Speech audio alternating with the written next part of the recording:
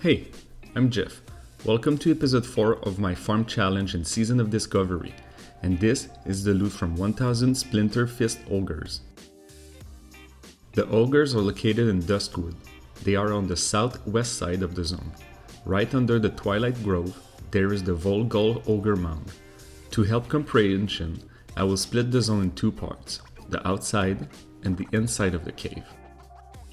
There is 6 different kind of ogres. I'll put them on the screen with their level range.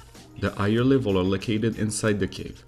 Since some of them are 29 to 31, it might be worth it to grab a BFD buff if you are a spellcaster for that extra spell hit.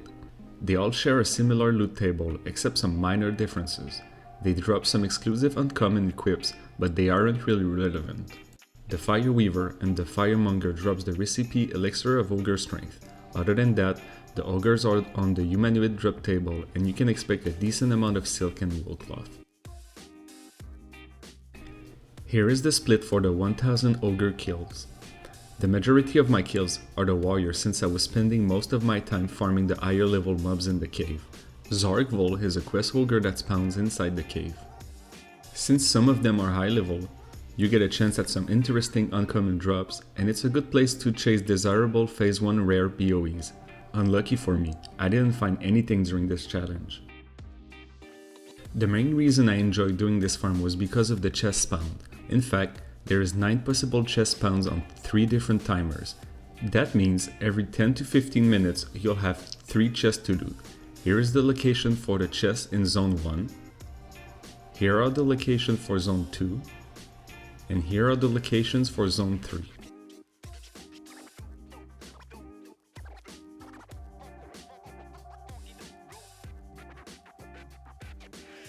During the 1000 kills, I would farm around those chests. After looting one, I would move to a different zone to catch the next one.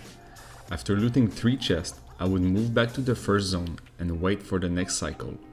This kept the farm exciting and time fly by pretty quick. It also helped finding some uncommons equipped to disenchant them and some resources like herbs to sell on the auction house. If you have herbalism, you can find a variety of herbs outside, but the farm really shines if you have mining. The cave has a high amount of nodes and it's filled with resources from tin, silver, iron, and gold. If I had mining, I probably would have farmed the chest a little bit less to stay in the cave to mine between kills. It seemed very profitable. With the high amount of grey weapons that drops, you might have to visit a vendor often to sell them.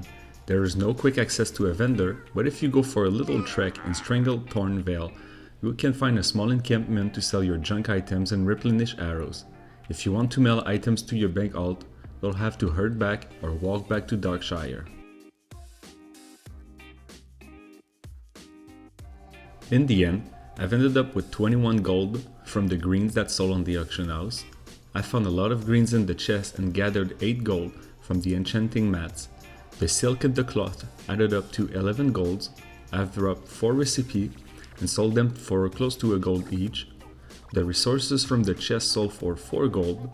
The money gathered plus the vendored item made up to almost 30 gold. I think this is the highest amount I've got during a challenge, and it was probably because of the amount of chests I looted. That puts the total to 78 gold and a half. The farm took me 7 hours to complete, giving us an average of 11 gold per hour. I wouldn't recommend this farm unless you have mining, or if you are looking to get a small dopamine hit every time you loot a chest. That's all. I hope this video will prove useful for you. Thanks for watching. Let me know in the comments if there's a farm you'd like me to try, and I'll see you guys in the next episode. GG!